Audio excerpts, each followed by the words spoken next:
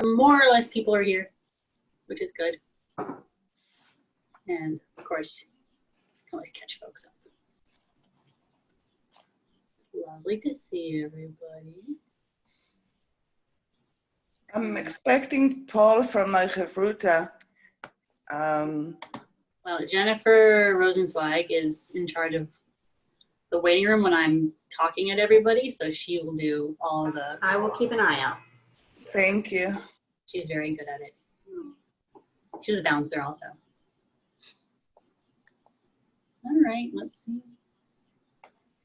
5 minutes is good. Jennifer, you tell me when to start. I only listen to Jennifer Rosenzweig. I think we can get started. Cool. As per usual for myself, there's lots to get through. All right. Just going to mute everybody who is not already muted. Fabulous. iPad 3. I love it. Okay. Hi, everybody. Welcome to the third of 3 sessions. Oh, Dina's here and Jason's here. Hi, both of you. See on the top of the screen. Welcome to the last of the sessions of stuff you never learned in Hebrew school. I mean, maybe you did. I didn't. I went to Hebrew school my whole life. I don't think I ever learned any of the stuff. The first time we talked about demons, which I definitely didn't learn about. The second time we talked about the multiple genders that are in Jewish texts, including the Torah, which I love. And now we're going to talk about the not Jesus Jewish Messiah, which I don't know, maybe you did learn about in Hebrew school or Jewish day school or whatnot. Maybe you didn't learn about it. I actually, saying that I didn't learn about the idea of the Messiah in Hebrew school would not be entirely accurate. I do remember it being brought up, but it was very kind of all over the place. Kind of like, it could be anything. It could be this, it could be that. Because I think my own teachers were not entirely sure themselves what Jewish texts taught about the Messiah, which is fair. And because so much of what we being like American Jews, because that's my whole life was growing up as an American Jew, so much of what we know about and think about Messiah is very much so colored by kind of like the Christian country and society that we live in, which is inherently extremely different from how Judaism conceives of the Messiah, some pun intended. So let's share some screens. I mean, just mine actually, not yours, sorry. There. Wait, no, don't actually. There we go.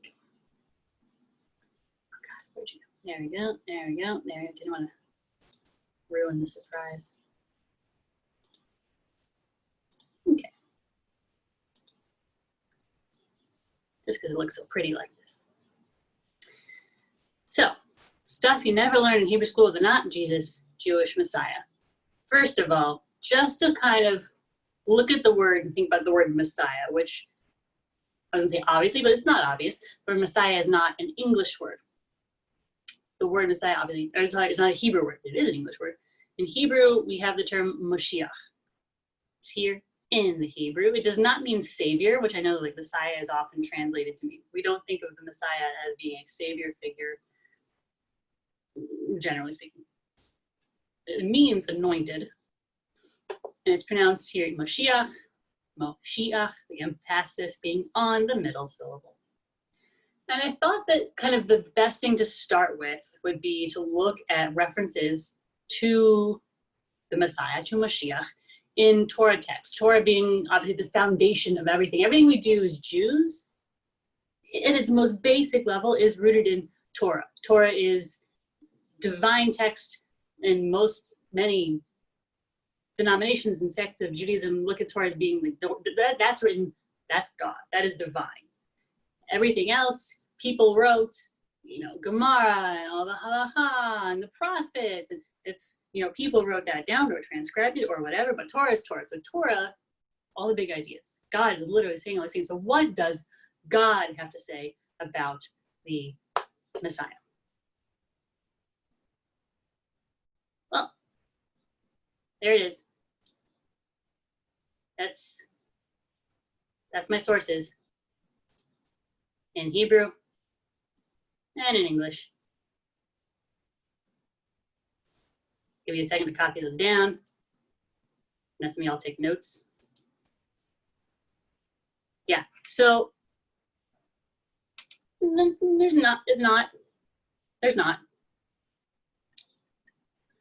I think that really underlines the fact that at our core, as Jews, when it comes to the Messiah, it's the same thing as it comes to, the same as how we feel about heaven or what happens when we die.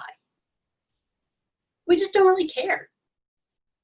We don't really care. And I know that's like a really hard thing to kind of like square that circle in your mind a lot, because so much of what many dominant religions around us focus on is, you know, the Messiah and what happens when you die. And as Jews, it's just so not that important to us.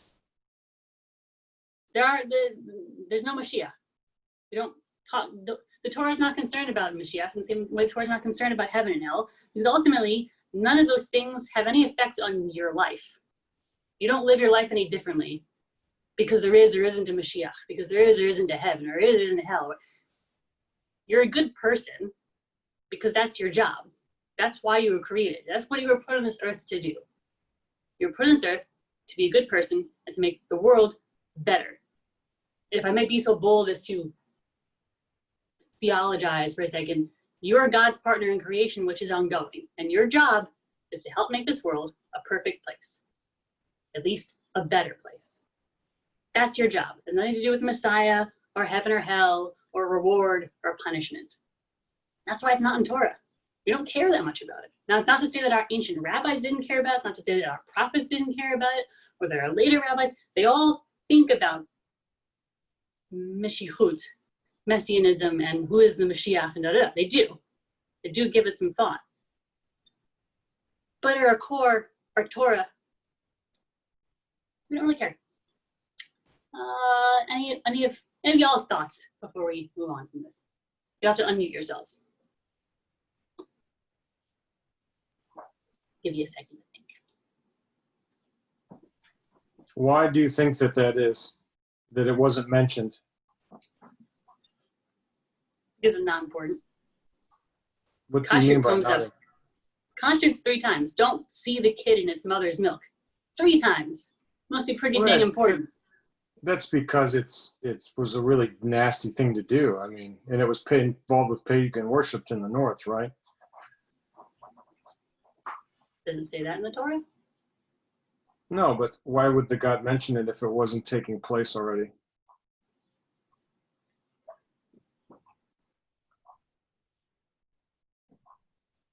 Look after the widow and the orphan and the stranger. You were once strangers in the land of Egypt. Clearly God cares about that we're meant to care about that. It's mentioned multiple times. Messiah comes up no times. Of course, you can always go back and read Messiah into stuff. You can read anything into anything. That's the power of words and thoughts. Sure. Yeah.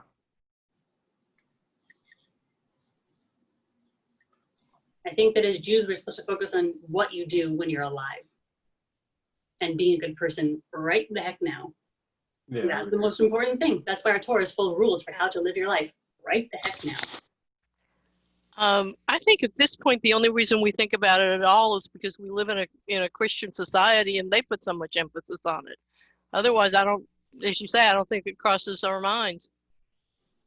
Yeah, it's interesting. We're definitely going to get into this, is looking at the works of the prophets, who definitely think somewhat about the Messiah, also a lot about what does a Messianic era look like what does that time itself look like, and they're very interested in that. And you get later the medieval rabbis, who certainly were living in either Christian or Muslim societies, and they call out other religions, and they say well, these guys over here think this thing. So because at that point we were kind of learning from and hearing about other religions and running into adherents of other religions, and that was forcing us to kind of be confident, well, why do you think about this way? Well, what do you think about this? And here's why we don't care about this, and here's why we don't do it your way. But yeah, I think a lot of it's kind of in comparison. Rabbi, question for you. Yes. From my learning, I don't know where it is, or it's not in the Bible, but I know we're talking about a Mashiach ben David and Mashiach ben Yosef. Mm-hmm.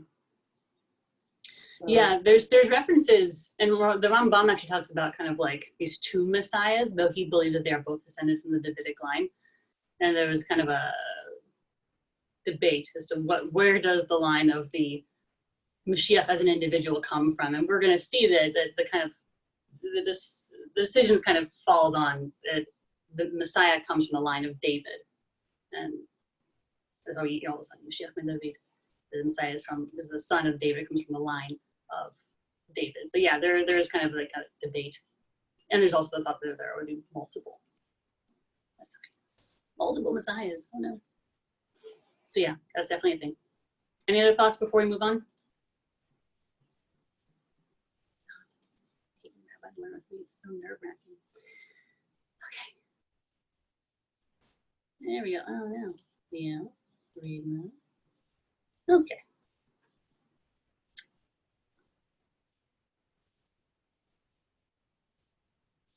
So, what does this Messianic age look like? It's important to realize that we're looking now at Ezekiel, looking at the works of the prophets. We're not talking about ancient rabbis, but we're also not talking Torah texts. We're talking the prophets. They have a lot to say, but they have a lot to say, I say more about a Messianic time than a Messianic individual. Though that's not to say they don't have any thoughts on that. Meshichut, a Messianic age. What does that consist of? Because I do want to show you that Judaism, Jewish text does have a lot to say about what is a Messiah and Messianic age look like. So, somebody read this bit from Ezekiel. Or I'm going to scroll through my list and just call it a name. So.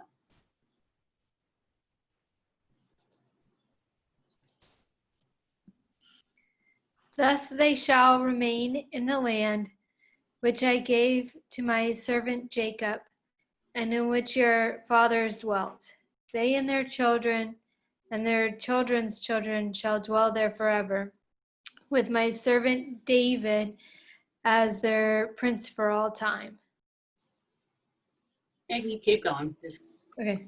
I will make a covenant of friendship with them. It shall be an everlasting covenant with them. I will establish them and multiply them, and I will place my sanctuary among them forever. My presence shall rest over them. I will be their God, and they shall be my people. And when my sanctuary abides among them forever, the nations shall know that I, God, do sanctify Israel. Okay, so remember, we're building a case for what does this Messianic era look like, and later, who does this Messiah look like? So this Messianic era, let's see.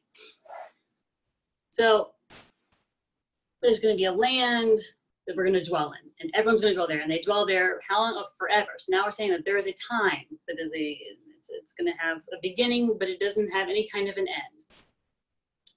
My servant David. Now we have David. Now, is it the literal David who's going to be the prince for all time?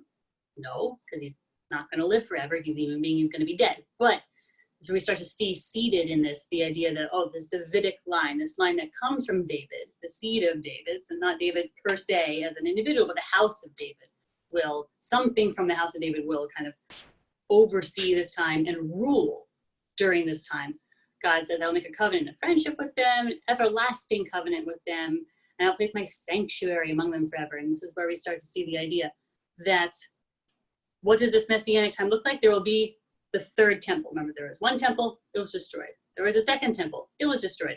So this is what later rabbis are going to look onto this and say, they're going to say, this is a proof that there will be a third temple in this Messianic era that will happen sometime in the future, overseen by someone from the house of David, because David himself is dead, and it will last infinite amount of time. And God will be with people, and people will be with God, and everyone's going to know that God is with the people. So first part of the checklist for Messianic era, third temple. Okay. Why do I keep doing this to myself? This looks much prettier.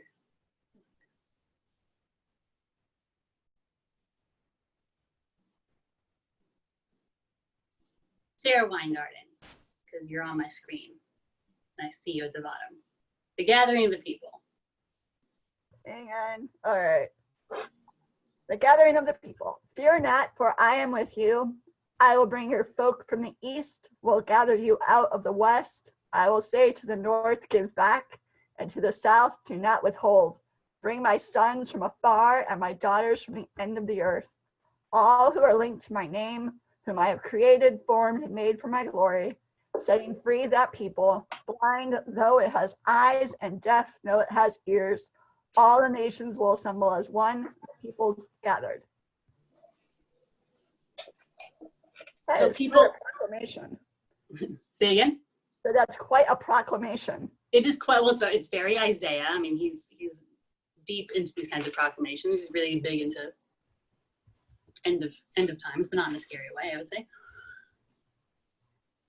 People are going to be gathered from all ends, and it's naturally egalitarian, which I kind of like. I don't have to kind of try to translate the words in a way that is true to their meaning, but you know, not so much God as a he kind of thing. But it really does say God, sons, and it says daughters, which is really nice. And not only that all people are gathered, but they are free, and that they have perception, blind, you know, they're free. These are people that are blind, they have eyes, and deaf, that they have ears, but now they're free. And free in what sense? Free in the sense that they can perceive and they can be present. And all nations will assemble as one, the people is gathered. Do you think this refers to Jews or refers to all people? I ask that question to anybody.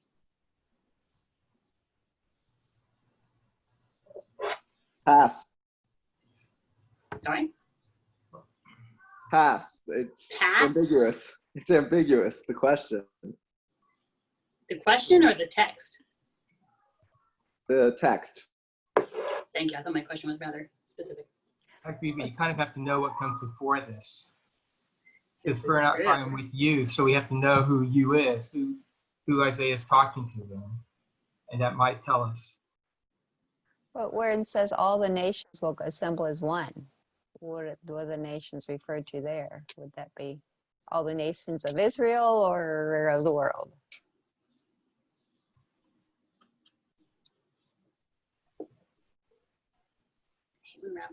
Rabbi Federo, no, you're on here. I see you. Making me nervous. You're not on here? Okay. You're muted, sir. Did that unmute? Yeah, I took you off mute. Okay. I'm sorry, I didn't hear your question. I want to know if you wanted to chime in on, is Isaiah talking to everybody or talking to Jews? When it says all the nations, Mm-hmm.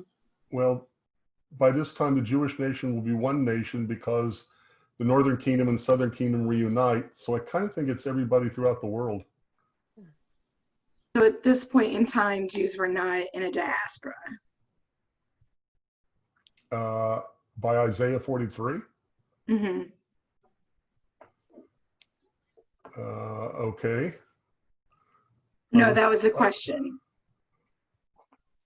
This is at least second Isaiah by Isaiah 43, and it's usually thought of to be after the first destruction, the exile. But either way, when it says all the nations, I still think that it means the whole world will be united as one in worship of God. It's interesting also that the first part,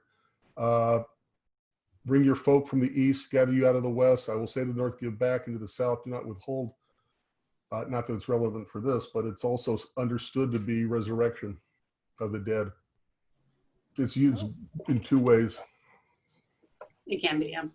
Yep. If you want to marry the two ideas of messianism and raising of the dead, which I would argue Rambam actually is separate. Can the West actually reflect the New World, which at this time wouldn't have existed? And then maybe even the third book of the Book of Mormon?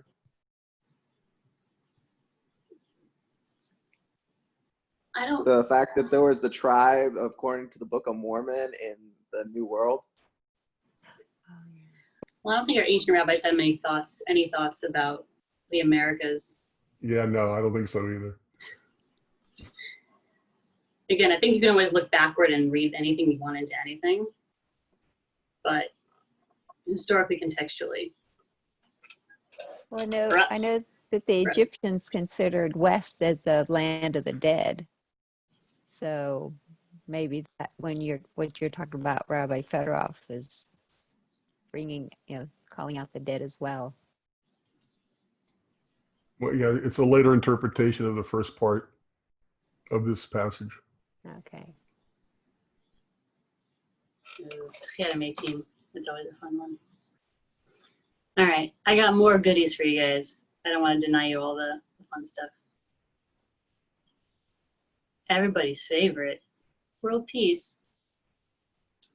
Later times, God, I like to say mountain's house. God's house on the mountain will stand firm above the mountains and tower above the hills, and all the nations shall gaze on it with joy. And then many people shall go and say, come, let us go to the mountain of God, to the house of God of Jacob, that the divine may instruct us on the divine way. We may walk in God's paths. Instruction shall come forth from Zion, the word of God from Jerusalem. Thus God will judge among the nations and arbitrate for the many peoples. And they shall beat their swords into plowshares and their spears into pruning hooks. Nation shall not take up sword against nation. They shall never again know war. It's very, very famous line. A whole lot of stuff in here actually is very, the thoughts in here are quite well known, I would say. Again, it's Isaiah, a much earlier Isaiah than that which we had seen, which one, I think, very fairly made the argument of the two Isaiahs that were kind of combined into one book. This is the earlier fella. So what is this messianic time? And this is also, you're saying the Acharit Hayamim, this, which some people like to translate as like in the end of times. I think Jewishly we don't really do, and I would not argue strongly for apocalypticism, the idea of this apocalypse that everything's going to be destroyed. I don't think it's Jewishly compelling. So I wouldn't translate it as the end of times. I'm not a Christian, but in later times, this idea that God is going to kind of be on this holy mountain and inhabit it and kind of look, and everyone's going to look and be happy. And everyone's going to say, wow, let's all go to this place of God that we can get instruction in the divine way. We can walk in God's way, which just sounds like a positive thing, because it is. This idea that the time of this messianic time, people are all going to want to get instruction on how to be good. They're going to want to learn how to be good, godly people, and God will judge from among the nations. I think that's where you do get this idea of judgment, and that, there'll be a final judgment. But again, it's not so much strongly of a Jewish idea per se. You could make an argument about when you're dead and the dean, the decisions that are made about you, but this is not that. This is a collective. This is an individual. We're saying like there's going to be, what does this messianic time look like? It is a time of kind of ultimate justice. It is a time of justice for all people. And will there be war anymore? No. People are going to be farmers. They're not going to need to have tools of war. They're going to need tools of farming. So they're not going to be violent anymore. And they're all going to live kind of together in peace and happiness. So what does this time of this messianic time look like? This Meshichut is a time of ultimate peace between all people. And related, but not the same, I would argue, the Zechariah. And God should be ruler of all the earth. In that day there should be the sole God with one name. One God, one name for all people. Not that all people are going to be Jews, by the way. I think that's very important to point out. We don't think as Jews. We Jews don't think that everyone needs to be a Jew. We're not a proselytizing folk. So we do think that what is this, and ultimately, ideally, everybody will kind of be at one with God, and there will be, the world will be ruled in godliness and be divine, but we don't think everyone needs to go be a Jew, ultimately speaking.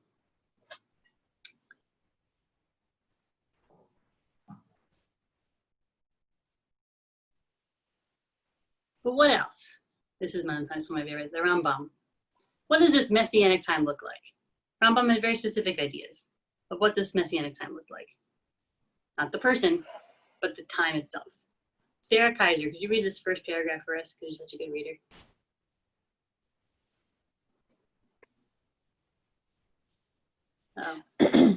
All Israel, their prophets, and their scholars crave for the Messianic era so that they may rest up from tyrannical tyrannical government, which do not give them the tranquility to study the Torah and observe the precepts as they ought to, and so that they may find the peacefulness of mind to increase wisdom in order to acquire life in the world to come. For in those days, knowledge and wisdom and truth will increase, even as it is said, as that king who will arise from the seed of David will be gifted with wisdom more than Solomon, and great in prophecy near to Moses our master. He will, therefore, teach the whole people and point out to them the divine path, and all nations will come to listen to him, even as it is said, and it shall come to pass in the last days that the mountain of the Lord's house shall be established in the top of the mountains. Okay, so what, according to the Rambam, brilliant. What does this look like? It looks like eternal study hall. It looks like, first of all, he's saying everyone was craving, or is currently craving, this Messianic time. Why? So we don't have this tyrannical government which doesn't let us to be Jews, doesn't let us study Torah, and to be Jews we want to. And so what is it? What is the ideal? What does this Messianic time look like? We're finally allowed to just be Jews. We're allowed to study Jewish text and learn and engage Jewishly. Also, the Rambam, I don't think this is a huge step to say, he wasn't a mystic, but into the mysticism, but learning, there are ways to be spiritually engaged that aren't mystical. Studying is a way to be spiritually engaged. And for the Rambam, that's very much so true. So not being able to study, people not being able to learn, really delve into text and learn what is God trying to help us to do with ourselves and our lives and think about. Not being able to do that is denying a key part of Jewish spirituality. So what does the ideal look like? The ideal looks like people being able to engage spiritually by reading and learning and discussing and increasing wisdom. We see this David line come up again. It's king who arises from the seed of David, but more wisdom than Solomon, and great in prophecy, near to Moses. And what does it look like? What does this Messianic time look like? What does this Messiah do? Teach everybody. And point out them to the divine path, how to be a Jew, how to be a good person who knows how to be godly. And everyone's going to listen to them. And with this whole, the ... the ellipses here is he cited a bunch of sources because he's Rambam and he knows the entire Torah. And I just took it out for the sake of space and time. But he just quotes lots and lots of bits about how great it is to learn and acquire knowledge. So the Rambam says, what's the Messianic time look like? Not up is down, not black is white, not counter to the natural order of things. Not that he's very naturalistic. He's very rational. What does this Messianic era look like? It looks like a time in which everybody gets to learn and everybody gets to study. He was a nerd in school.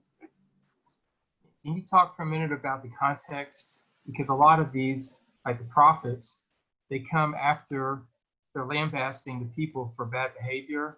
Yes. Telling them they're going to be punished. And then they post this as a vision, but don't worry, at the end, you'll be restored. So it's not just neutral message coming out there and talking. It's part of the vision of punishment, and ultimately you'll be restored. But for me, it's a little bit different than somebody just coming and saying, here's an idea that you should grasp. So what do you want me to talk about? What did you want to talk about? Just as far as that cycle. Yeah, I mean, that comes up a lot in a lot of the prophets of what was their job to do. Their job was to kind of interpret what God wanted them, the message God wanted them to send, which was when people are messing up, they're supposed to go, hey, guys, you're messing up. And if you don't stop messing up, this is what's going to happen. But if you do stop messing up, this is what's going to happen. But their job wasn't just that. Their job was also to inspire and to give hope and say, yes, things are terrible now. Yes, we are being oppressed now. But don't worry, because one day things are not going to be terrible. And it could paint a very pretty picture for when things are going to be not terrible anymore. Right. So the idea of salvation is almost more like restoration in a sense. Yeah, I love, and very few, I haven't, not that there are very few, I maybe just have not read that much in the gospel. I like when various Jewish texts, which is an ambiguous term I realize, refer to it as restoration. Because I think you can also take it on a personal individual level, not just on a communal level, that you personally can be restored, and not just that, what are all of us, what is this future end of times? Because we don't do end of times, but like, what does it mean for me as a person to kind of be restored? Now I think that's much more possible as an individual. Thank you. That's true. No, thank you, that's great. This is very Rambam. Somebody, my voice is so irritating to listen to. Dina, nevertheless. Nevertheless, the end of the whole reward and the last good, which has neither interruption nor diminution, is life in the world to come.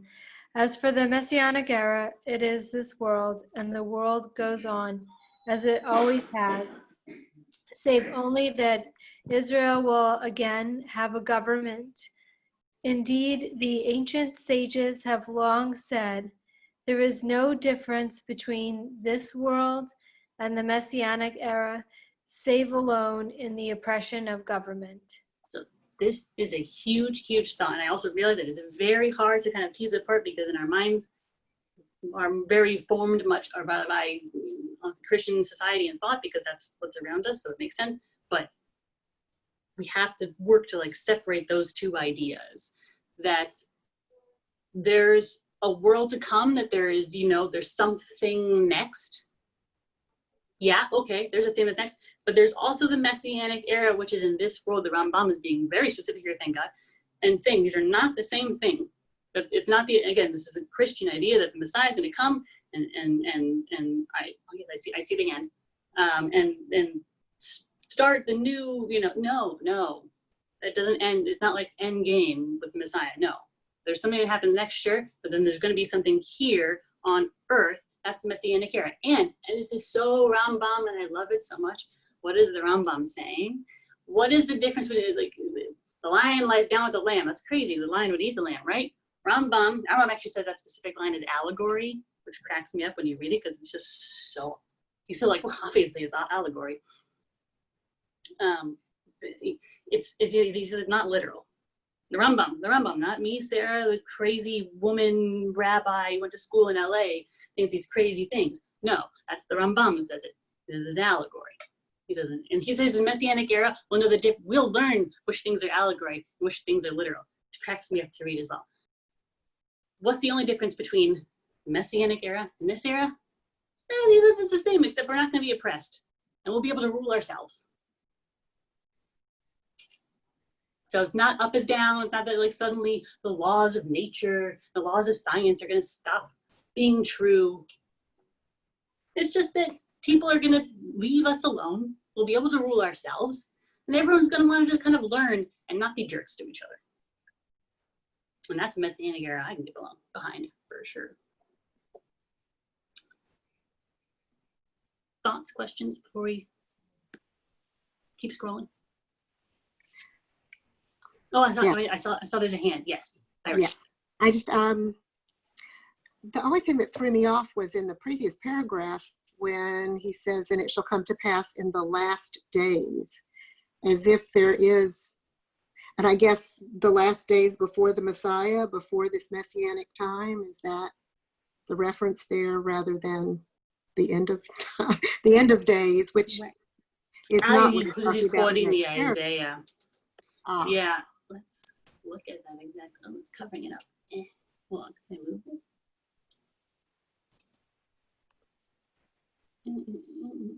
Oh, so yeah, he's quoting Isaiah. Yeah, he's quoting the Isaiah. Yeah. What is that? The Isaiah. Okay.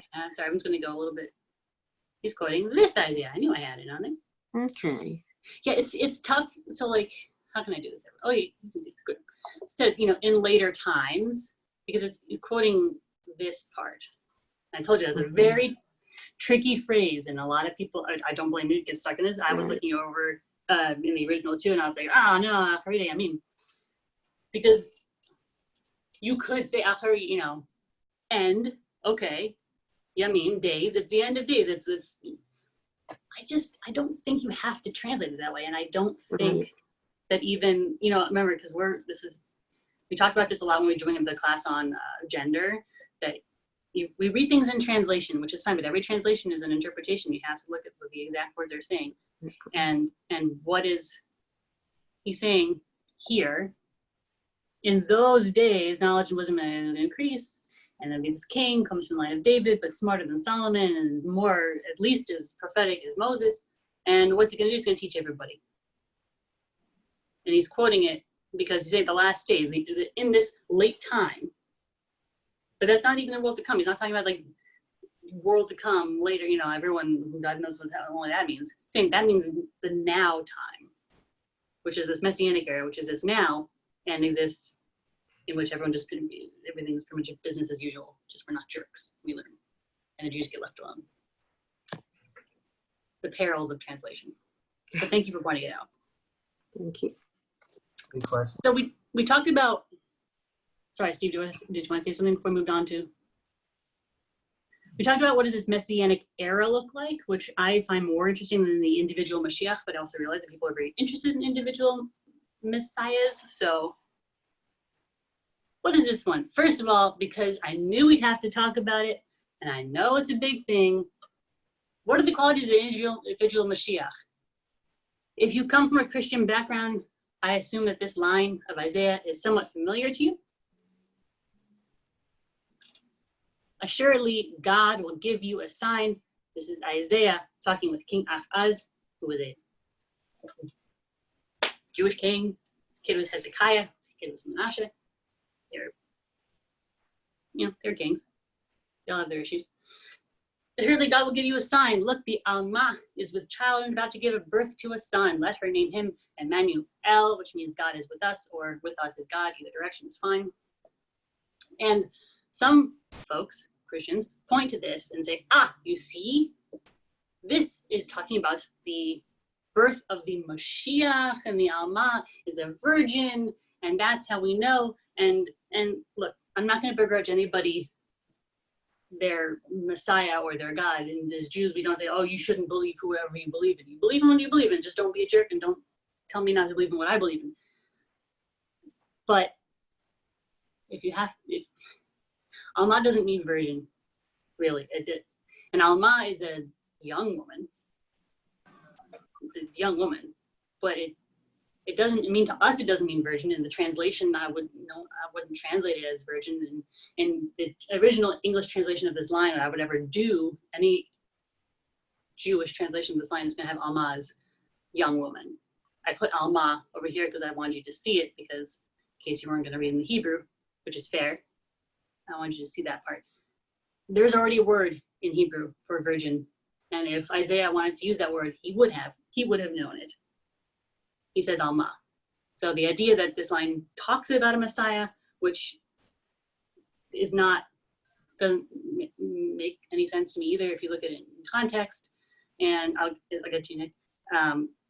The line doesn't really be talking about Messiah, and first of all, and second, even if it was, Alma doesn't mean virgin. So the idea that the Messiah is born to a virgin mother is not a Jewish one, is not rooted in the Jewish understanding of the text, certainly in the original. So I don't, just in case anyone needs to know. Not to ask this dumb question, but Jesus isn't Emmanuel, so how the hell does that work then? Another good question. I mean, I'm not like a Christian theologian, so I don't know how they squared that circle. Ibn Ezra is actually interesting. Ibn Ezra, and his commentary is very funny, because some people think this is Jesus, which doesn't make any sense because this is way before Jesus was born. And he also says, and some people think it's Hezekiah, but also can't be Hezekiah because blah, blah, blah. It's very funny to read the Ibn Ezra on this bit of Isaiah. And I think, sorry, Nick, you raised your hand. So did you want to? Sure. Isn't the Hebrew word for virgin like Betula or Betula? Yes. Yeah. Right. So it's not even the same word, number one. And yes. I know a lot about Christianity because I used to be involved with it. So they square up that statement of Emmanuel in a sense. Well, some do. I can't answer for everybody, obviously. Saying that I could call you Rabbi, but that's not your name. So they kind of play a game with words in the sense that you can have a title or a name, or I could call you Great One or whatever, but it doesn't make it your name. And so that's how they kind of skirt around that one. But yeah, once I read Rabbi Tovia Singer's book about this, the whole thing, that's where I learned the word Betula from. It's like, it's how could you possibly, unless it was translated on purpose incorrectly to justify a position, which is my position, but I'm just saying. Yes, thank you. I don't want to ever stomp all over someone else's beliefs, and obviously like way more of the world is Christian than is Jewish, and so I don't want you going like, the rabbi says Christianity is BS. It's not. I cause enough problems on my own. I'm sure that I won't quote you on anything, okay? I promise. Thank you. You're welcome. I remember when I was young, I think someone asked and I grew up in a place where they really didn't eat Jews, but my mom, being mother of the sole Jew in the school, had to come and do like presentations. She's like, on Hanukkah, she would like bring gelt and jelly donuts, and the kids would be like, cool, presents for 8 days. And then she had to field questions. I remember some kid being like, so, but what do Jews think about Jesus? And my mom was like, well, and like, but you just think he was like a really good guy, right? My mom was like, yeah, we just think he was a really good guy. And I remember, like, I've heard that throughout my life. I think people saying like, but the Jews, you don't think that Jesus was the Messiah, but you think he was a good person, right? And what? We don't really have thoughts about Jesus. The rabbis in the Talmud maybe had references because they were cursory familiar with what was going on with the whole Jesus situation. And you could really go into deep historically, but we don't have time for 15 minutes. But as Jews, we don't really care about Jesus in the same way. Not in a bad way, not in a mean way. I don't care about it. Like we don't really care about other religions, gods. And I hope that this shows like the idea that, God would have a child with a woman, and that a woman would have to be a virgin, and that person was the Messiah, and that the Messiah is divine. I hope that's very clear to you, that the Messiah is not a god or a demigod. For us, at least as Jews, we don't believe that that is true. What is true about the Mashiach? You see the Davidic line. And Leora was kind of pointing to this earlier.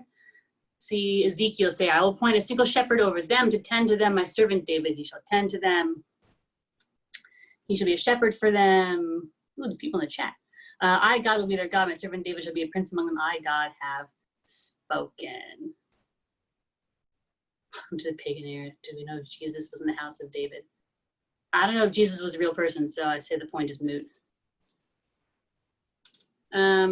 So the Davidic line. This Messiah, who would be a human being for the Jews, comes from the house of David. Obviously, those references like my servant David will be a prince among them. David is dead, and he is definitely still dead, but the Messiah will come from the line of David. So we know about this individual Mashiach. Definitely wasn't born to a virgin. That's not us. Comes from the Davidic line. Shmuel, second Shmuel. When your days are done and you lie with your ancestors, that means you're dead. I will raise up your offspring after you, one of your own issue. Again, mortal. And I will establish his kingship. So he's going to be a king. He's going to be a ruler. He will build a house for my name, and I will establish his royal throne forever. So, we see that there is a human being who is going to rule, and is going to rule for a good length of time, forever. And they're going to be one of us. The Rambam wasn't only interested in the Messianic age, though he was quite interested in the Messianic age. He was also quite interested in what is this individual like. Yeah, I know. This whole Nick is saying that the priesthood travels with the father. So if his mother was from the house of David, it's almost a non-point. Yeah, like as much as I'm like radically egalitarian. It's just also a point. Judaism itself, heteronormatively speaking, is kind of egalitarian in the sense that if you're a Jew, it goes through your mom, and your status, meaning like what's your label, soup can label stuck on your forehead, what are you as a Jew, goes through your father, Kohen, Levi, Israelite. So it is kind of fair in that way. So yes, it would go through the father. What house you were in goes according to your dad. And if you're a convert, you're automatically an Israelite, like me, like the rest of us. The many, the proud, the Israelites. So yeah, it does quite seem to be that the Messiah would be a man. Rambam. What do we know about this individual Messiah fellow. The Melech Mashiach, and you start to see this phrasing. The King Messiah, because as Rambam and everyone else has pointed out before him, the prophets, going to be a king, he's going to be a ruler, will arise and reestablish the monarchy of David as in former times. So it's the monarchy of David, and he's from the line of David. So God bless the Rambam, he really just spells it out. So we've got that. He will build the sanctuary and gather the dispersed of Israel. He's going to build that third temple, and he's going to gather up the Jews. This is the Rambam. All of the earlier statutes will be restored as they once were. Sacrifices will be offered. The sabbatical and jubilee years will be observed as commanded in the Torah. So what's another big hallmark of who this Messianic person? That, besides the fact that they're going to reestablish monarchy of David, they're going to build a sanctuary and gather up all the Jews. The Jews are going to get to be Jews again. Going to get to do all the Jewish stuff. Get to be fully a Jewish person, which, if you think about who Rambam was and who he was talking to, it was not easy to be a Jew in many, many places. And that is, and he talks about himself, like, what is the appeal of this Messianic era? You know that, like, life is difficult to be a Jew. So what's going to be really great about the Messianic time? This Messianic person is going to usher in a time when Jews get to do all the Jewish things. So they don't have to be worried about getting bullied or worse. Mashiach, or Rambam, really spells it out for us, which I really love. Now, if a king should arise from the house of David who is versed in Torah and engages in the commandments, as did David his forefather, in accordance with both the written and the oral Torahs, and he enjoins all of Israel to follow in its ways and encourages them to repair its breaches, and he fights the wars of God, then he may be presumed to be the Messiah. So if you do all those things, which is a long list, but impossible, you are presumed to be Messiah. If he succeeds in his efforts and defeats the enemies around and builds a sanctuary in its proper place and gathers the dispersed of Israel, he is definitely the Messiah. And the Rambam really just spells it out for you. How do we know? Which again, if you look at previous people posited to be Messiah in history, they don't work. So I've plenty of folks who come to me who are in the process of converting, and they have friends or family members who say, well, like, who are converting and they're coming from a Christian home, and they've got family members who love them dearly and deeply and say, how can you not believe that Jesus is the Messiah? And this, a lot of it arose from having many conversations like this, because these folks come to me saying, how do I talk to my grandma, my aunt, my dad, my whoever? I'm like, well, I can't tell you, I'm not going to tell you to tell them what they think is wrong, because it's right for them. But I can tell you, as a Jew, this is how we're looking at this text. And the Rambam, who really just takes lots and lots of Jewish thought and Jewish history and boils it down to very easy to understand stuff. He spells it out here. Here's all the different things. That's how we know.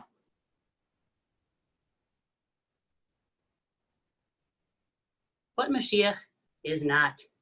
It should not occur to you that the King Messiah must bring wondrous signs or perform marvels or invent new things or revive the dead. Oh, let's look at that a little bit. Or anything. He's not very nice. He's not very nice. This is him. I should have taken it out. But he's not very nice about it. Or think like what the fools say. It is not so, for Rabbi Akiva, one of the wisest of the sages of the Mishnah, all the sages of his generation, thought that he was the King Messiah, which I was not aware of, until he was killed because of his sins. Apparently he killed somebody. Since he was killed, they then understood he was not the one, i.e. he died, so he couldn't be that Messiah fellow. The sages never asked of him neither a sign nor a wonder. The essence of the matter is like this. So says the Rambam, the laws and the statutes of the Torah never change. Anyone who adds to or subtracts from them or reveals some new dimension to the Torah or understands the commandments differently than their meaning is for sure an evil person and apikoros. So who is not the Mashiach? It's a person who's like, I can perform wondrous signs and miracles, and I can invent new things, and I can revive the dead. Rambam is saying that's not a hallmark of a Messiah. That's not to say Rambam didn't believe in the raising up of the dead to Chiyat Metim. He definitely did. It's one of his 13 principles of faith, is he believes in the things we all should believe, in the raising of the dead, 100%. But he thinks it has absolutely nothing to do with the Messiah at all. And he says it's just so important. The laws, you can't change the Torah. And remember, The Rambam is operating in a world that he's very knowledgeable of Christianity and Islam as well.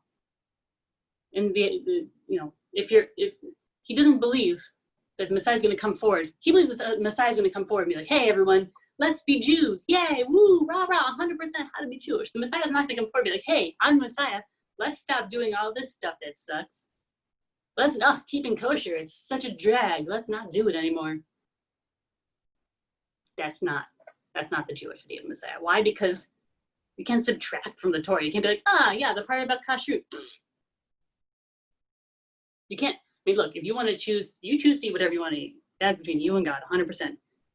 But to say like that's just not a part of the Torah anymore, we're gonna just take it out. The Rambam says no Messiah is gonna do that because we can't do that. Last bit on this. If he does not succeed in these manners, this is still the Rambam, or is killed, we will know he is not the one the Torah has promised. Interesting, he says Torah, but Torah kind of in klal, written and oral. Torah has promised he is like all the exemplary and qualified king of the house of David who have died. God set him up only to try the masses, which is a really interesting thought. But we have a lot of interesting thoughts to get to in 5 minutes. So thoughts on anything the Rambam says? What does he mean when he says that God set him up only to try the masses? The whole class in the Rambam. He talks a lot further about Jesus. He explicitly talks about Jesus. And he also talks about Muhammad, which is interesting because no one thought he was the Messiah.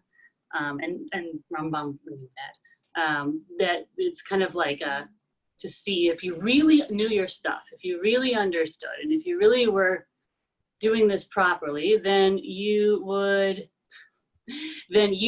not fall for it. Rambam was brusque. Okay. So the him in this sentence, he's talking about Jesus. Is that? Yeah, I mean, I guess it's either like he being Jesus or yeah, in this sense, yes. I can go back and find the exact. I can find the exact. It's 11. If you go further into chapter 11 in Kings and Wars, he goes much deeper into it, and he talks about Jesus specifically, and then he also talks about Muhammad specifically, saying like these were set up by God for you to see like, are you gonna fall for it? And yeah, some people do. Okay. And he's not very nice about it. Apologies. I'll take a class in Rambam. Good question though, and interesting to look at. Yes, Nick, thoughts? Am I wrong that in the book of Jeremiah it talks about sending false prophets into the world as a test? Could that be what he's referring to?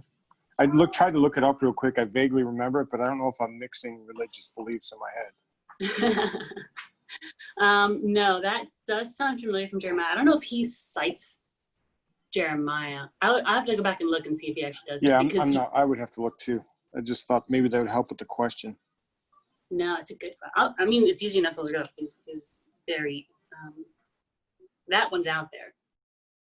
Mission Torah is easy to find. Everything else is difficult. That's easy. I would have to look. Thank you.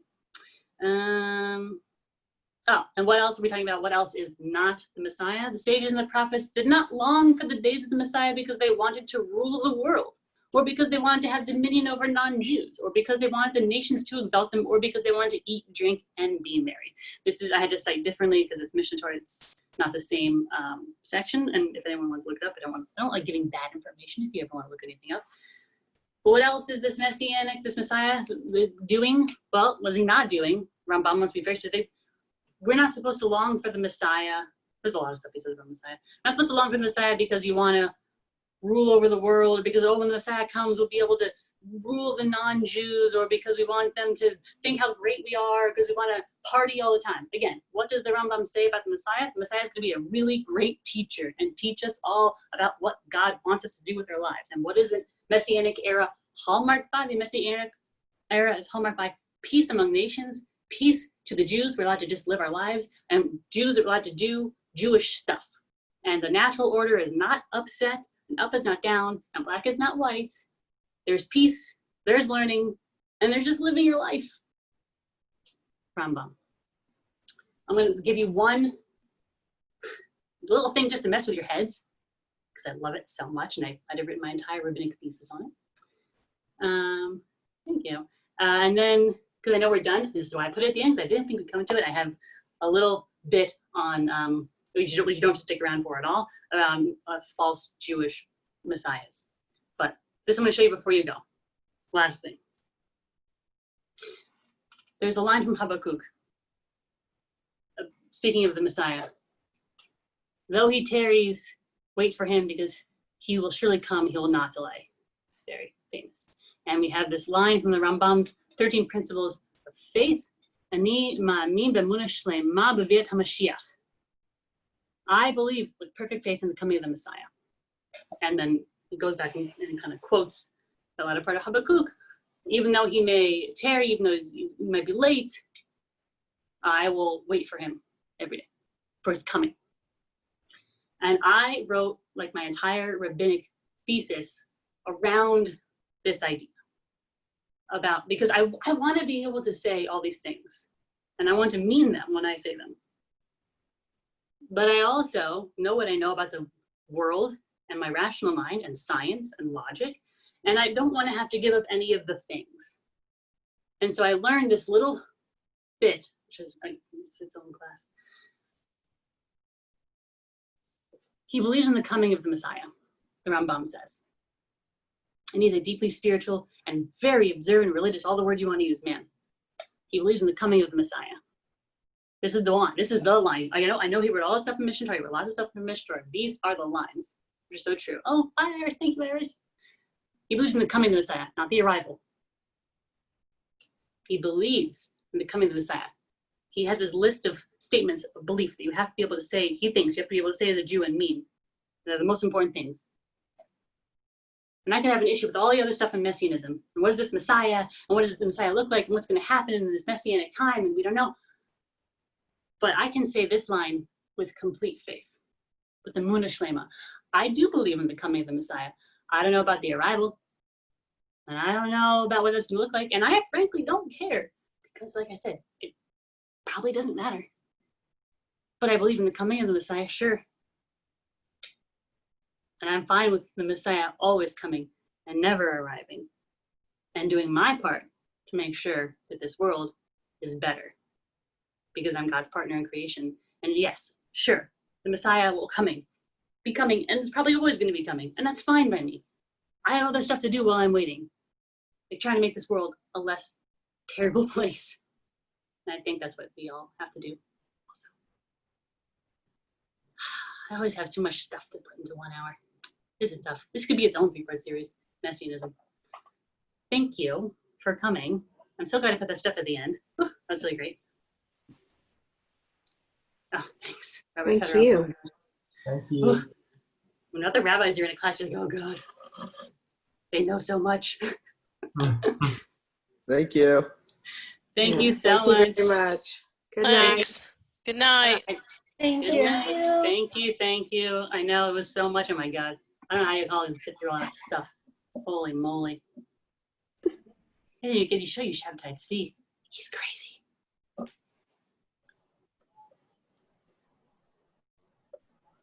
Oh man, I'm so proud of myself for putting this all at the end. Where's the Rabbi in here? Like, he was the most famous person recently. Okay, here's the thing about the Rabbi. So I talk about Shabbatai Tzvi, who said, I am the Messiah, and he converted to Islam, which is amazing, hilarious, I love it. Jacob Frank said, I'm descended from Shabbatai Tzvi, I'm the Messiah, converted to Catholicism. And they both have crazy lives, and I could have done, this is its own hour, 100%, and they are both wild individuals. But here's the thing about the Rebbe. He never said he was the Messiah. Is that Never a said. requirement? He never said he was the Messiah. And he didn't do any of the things that are on our list of things that the Messiah has to do.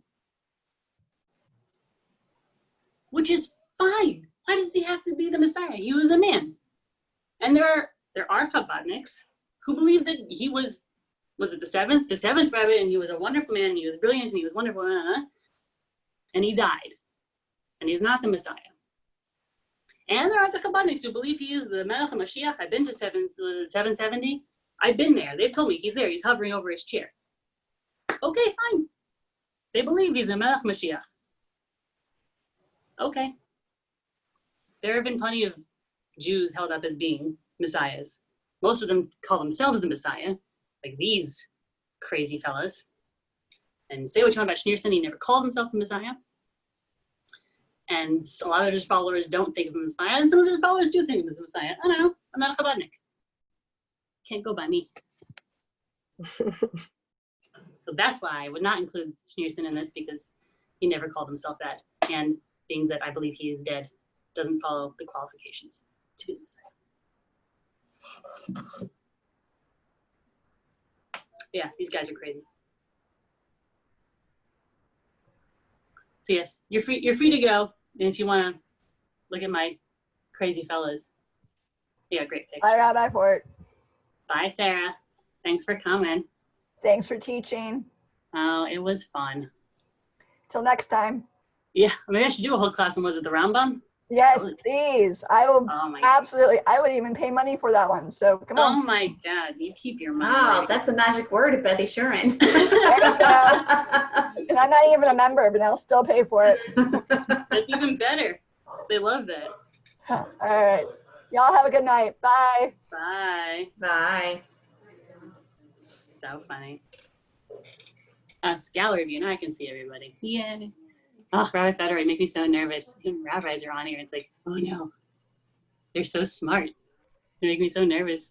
Oh no, you're muted. Oh no, don't. I just came to learn, and I did. You gave me two quotations that I was not aware of: Mishnah Torah Kings and Ezekiel 34. So Okay, good. yeah. I try. It's it's like I'm so bad when I teach because I'm like, oh no. There's just so much stuff to pack in. Oh, I know. Always is for every topic too. It is, and I'm like, no, Sarah, like pare it down, keep it easy. I'm like, oh, I can't.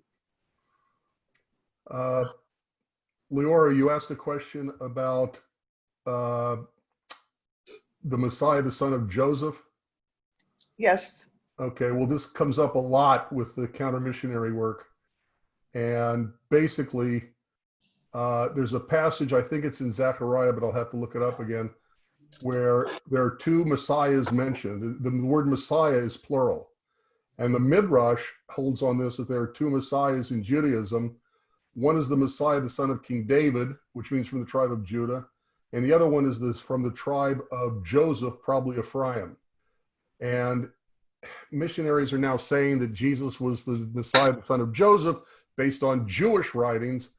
The problem with that is that it doesn't mean that anybody whose daddy's name was Joey could be the Messiah, the son of Joseph. It means Joseph, the son of Jacob, the son of Isaac, the son of Abraham. Okay, that's one thing. Second of all, every single place, and I can give you the citations, I'm going to mail them to Rabbi Fort because I'm an egomaniac. Every single Midrash explicitly says that they live at the same time period. The Messiah, the son of David, and the Messiah, the son of Joseph, that they're on the same side of the war with Gog against Magog, that the first person to die in battle is the Messiah, the son of Joseph, and the first person in history that the Messiah, the son of David, resurrects is the Messiah, the son of Joseph. Second of all, note that I said that the Messiah, the son of Joseph, dies in battle, not on a cross. Oh, my God. Okay, and finally, every single place in the New Testament which talks about Jesus portrays him as the Messiah, the son of King David, not the Messiah, the son of Joseph. So, but that's where all that's from. Thank you. Yeah, sure. Yeah, even the Rambam talks about that there's a first Messiah and then there's a later Messiah, but they're both David. They're both in the Davidic line. So the multiple Messiah thing is cool and interesting, but it's not like the dueling Messiah types. But I took it out in the interest of dueling messiahs. How do you know which is the right one? So I'm glad I put the stuff about like Shabtai Tzvi and Jacob Frank at the end because they're just wild. And I was like, if I have time, I'll teach about them, but they are crazy. It's awesome. Well, my Messiah is better than your Messiah.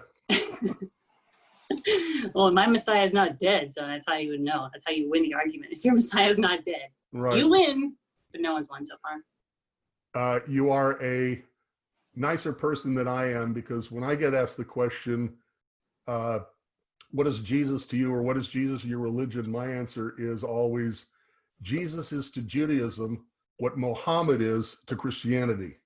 Totally irrelevant, except we were affected like Christianity was affected by Muhammad in history. The Jews were affected historically by Jesus and the religion about him. Usually that doesn't go over too well. No, it really doesn't. They're not now someone to that answer. Nevertheless, that's my answer. Yeah. It's always like gall. I get why we have to do it, because it just goes so in the face of Christianity as a religion, because it's based on belief, and if you believe, then you're in, and if you don't, then you're out. And so to say like I think that the fundamental of your religion, belief in Jesus Christ as your Lord and Savior and as the Messiah who died on the cross for you, is fundamentally flawed, and I don't do it. It's like saying I think that who you fundamentally are and what you fundamentally believe doesn't exist. Yep. And so we have to kind of like, kowtow, like, well, he's a really good person. And then I'm like, no, we just don't care about it. Like, sure, I don't know. Did he exist? Who knows? Who cares? I don't know. Yeah. Doesn't matter. But you can't, like, it's hard to say, like, I don't care about your God. Sounds kind of bad. Yeah, you can. It does, I know, but I feel mean. There's a professor of mine who used to say that Jews and Christians were different people with different issues and different presumptions, talking to different people about different issues. So I have to get the quote again, but I have it written down. But it's like ships, not just passing in the night, but ships on a different ocean. Yeah. I remember I studied like Islam in college, and I don't know, because we didn't have any Jewish studies where I went, so I was like, Islam is the closest I'm going to get. So I learned a lot about Islam. And I remember my teacher saying that Judaism and Islam fundamentally are so much more similar than Christianity. God, yes. Oh, yeah. And I remember being like, huh? And she was saying, she's like, look, Judaism and Islam are based on the law. Right. It's about the law.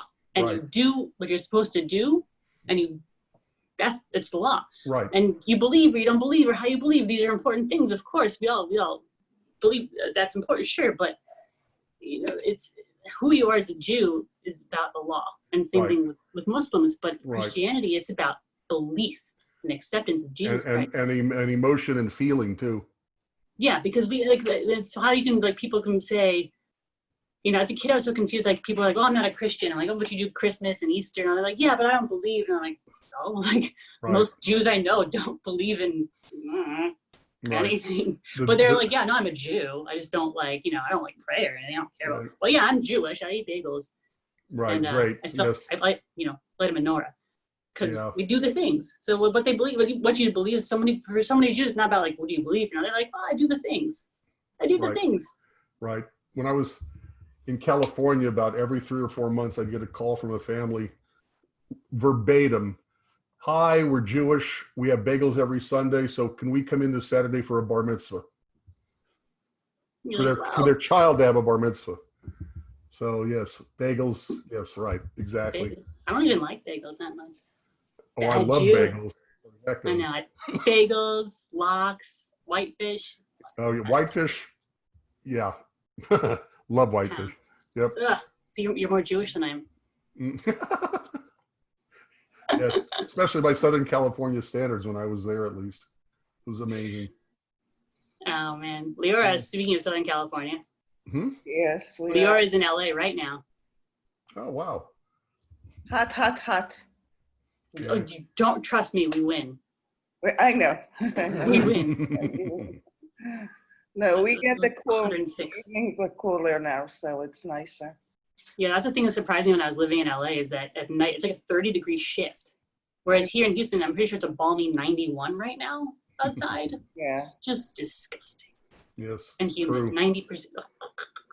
But in LA, it's like you go outside, you're like, oh God. It's so You need a sweater. Yes, exactly. I love that about it. Well, thank you, Sarah. Thank you, everybody. It is good for your skin. Bye, Liara. Thanks for Good to coming. see you. Bye. Good to see you. Good night. Thank you. Night, Rana. Thanks for coming. Good night, Rana. All right. I will bid you good night too. Thanks for coming, Rabbi. Oh, my pleasure. Thank you. Very This well is done. fun. Yes, Yishar Kochech. Brooke Tia. Oh, thank you. See you later. See you later. Bye.